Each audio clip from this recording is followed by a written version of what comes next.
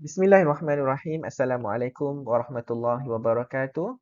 Rabbi shrah li sadri wa yassir li amri wahlul 'uqdatam min lisani yafqahu qawli. Saya Dr. Muhammad Rafiki Ehsan daripada Fakulti Perubatan dan Sains Kesihatan, Universiti Sains Islam Malaysia. Tajuk saya adalah Bank Kulit Manusia.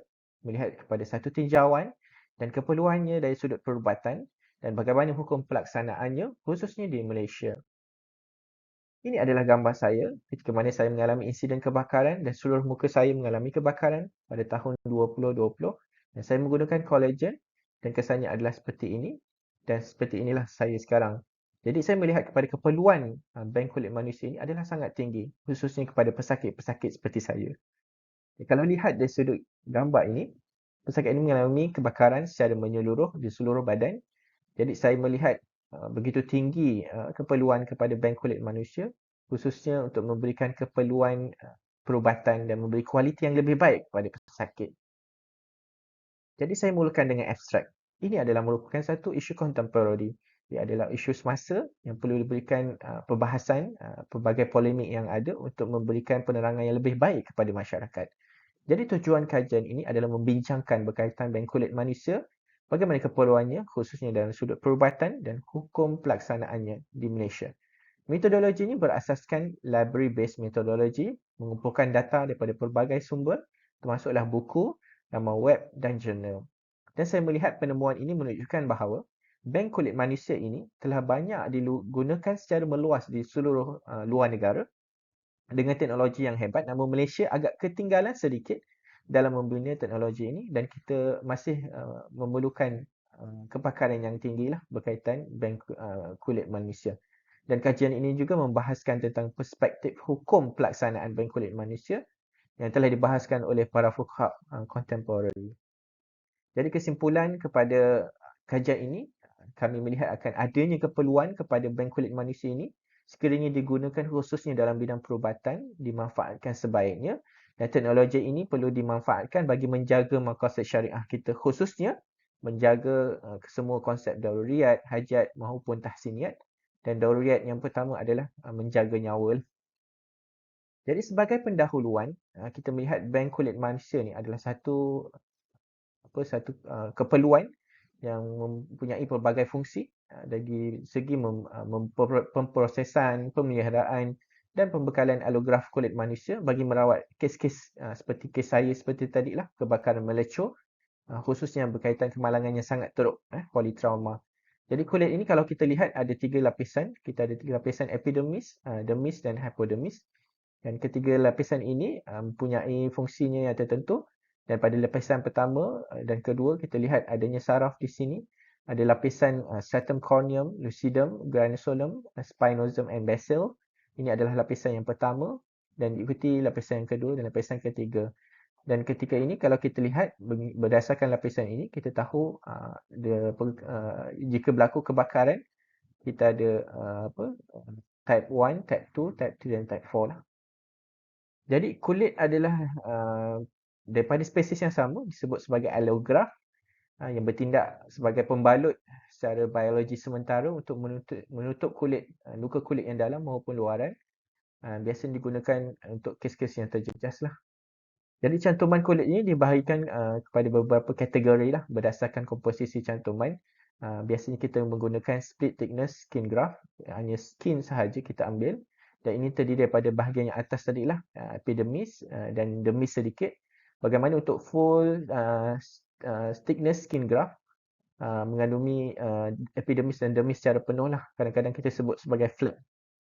Okay, ini contoh bila mana berlaku operation untuk proses payudara, kita ambil bahagian daripada payudara ni kita tutup untuk dari segi kosmetik lah. Okey, ada juga composite graft yang mengandungi kulit seperti kulit rawan di hidung dan telinga sebagai contoh. Ini contoh beberapa gambar menunjukkan beberapa fungsi daripada kita menggunakan skin. Kita tutup secara flat ataupun kita boleh ambil daripada telinga inti sebagai tulang rawan composite graft dan kita tutup hidung ini untuk menghasilkan kosmetik yang lebih baik. Begitu juga kalau sekiranya ada kanser di muka, kita boleh menggunakan skin, ada allograph lah skin daripada pelbagai sama ada daripada pesakit ataupun daripada donor atau penderma untuk kita letak daripada pesakit untuk menghasilkan kosmetik ataupun kesan yang lebih baik. Jadi kita melihat ataupun saya melihat kulit manusia ni sebagai satu organ yang kompleks, mempunyai banyak fungsi, khususnya dari segi fisiologi, mencegah hilangan cecair, menstabilkan suhu badan dan sebagai input deria jugalah. Di samping juga kulit juga merupakan sistem imunologi yang sangat baik untuk hemostasis tisu, pertahanan dan pembaikan tisu. Walau bagaimanapun, bila luka yang teruk, ulcer yang kronik, sakit kulit, kanser dan sebagainya, ia mengganggu integriti kulit dan memerlukan pergantian tisu yang rosak. Jadi kalau kita melihat ni perlu atau tidak kepada bank kulit manusia, saya melihat keperluannya perlu.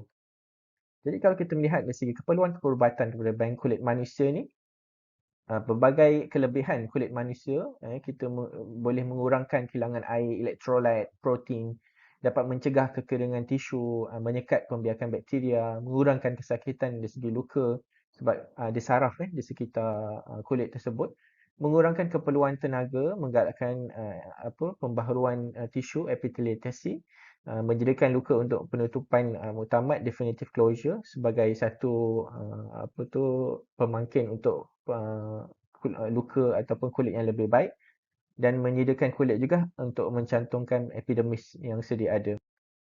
Jadi penggunaan bank kulit manusia ini biasanya dilihat kepada lingkungan luka yang luas lah, di mana tisu yang ada tu tidak ada, ataupun litograf kulit yang dijalinkan secara meluas, ataupun melecur yang sangat tinggi, luka ataupun luka epidermis yang besar seperti kes-kes Steven Johnson, toxic epidermal necrolysis, Staphylococcus scalded skin syndrome.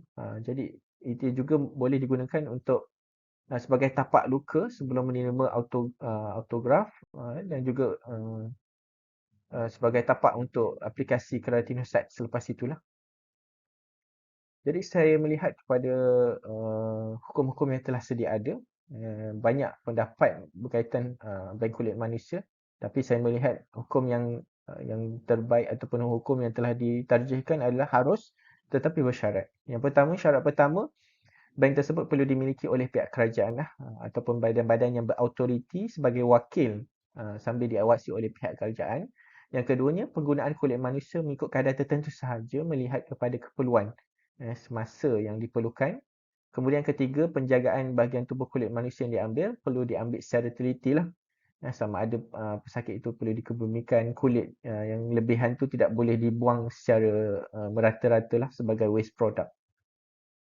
Jadi dari segi etika pula, pelaksanaan bank kulit manusia ni tidak boleh melanggar hak asasi manusia, perlu menjaga kehormatan manusia, perlu dijaga dengan baik. Sebagai contoh, dari segi sumber kewangan tu perlulah telus dan sebagainya.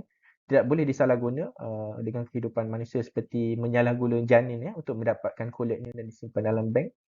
Tidak boleh digunakan untuk perubatan kosmetik yang bersifat tidak beretika, dan perlu berdasarkan hukum dan undang-undang kerajaan lah. Kemudian sumber tu lebihan daripada sebagai pembedahan ataupun daripada kulit mayat perlu diberi keizinan daripada pesakit atau keluarga. Dan penyimpanan atau penggunaan kulit manusia itu bukanlah bersifat jual belilah, seperti pertukaran barang-barang untuk menjaga kehormatan anak Adam itu sendiri. Dalil kepada keharusan ini berdasarkan dalil perakuan Nabi SAW tentang kelakuan sahabat yang menyimpan daging sembelihan. Ini dinukilkan dalam pelbagai kitab-kitab hadis yang muktabar dalam Bukhari, Muslim, Nasa'i, Ibnu Majah, Tirmizi dan sebagainya. Kemudian keperluan semasa memerlukan kepada pelaksanaan bank kulit inilah, seperti mana kes-kes seperti saya yang tadi itulah, dan ataupun kes-kes yang berat, kanser atau dan sebagainya. Kemudian keperluan masa depan kepada bank kulit manusia merupakan satu keperluan yang realiti, memang realiti itu berlaku dan perlu kepada kehendak tu perlu untuk memerlukan kepada bank kulit manusia lah sebagai penggunaan di masa depan. Kemudian ia melihat kias kepada keharusan pembinaan darah, bank darah, dan kewujudan bank ini sebagai wasilah lah untuk memenuhi kehendak manusia, dan tak ada di sana dalil untuk melarang pembinaan bank ini, dan harus melihat kepada keperluan pembedahan graf kulit dan serta syarat-syaratnya. Jadi sebagai kesimpulan, dapatan kajian ini menunjukkan bahawa bank kulit manusia merupakan satu peranan yang penting khususnya dalam perubatan moden yang sedia ada untuk menangani keperluan perubatan kritikal ini. Dan saya melihat perlunya ada garis panduan etika ataupun kerangka kerja undang-undang yang memerlukan kerangka Islam, tersentuhan kerangka Islam supaya dapat dilihat dengan lebih teliti, memastikan integriti lah dari segi proses dan perlindungan kepada bukan saja hak pendemur dan juga hak yang mendapat bank kulit manusia. Saya rasa cukup itu saja. Terima kasih. Assalamualaikum warahmatullahi wabarakatuh. Terima kasih.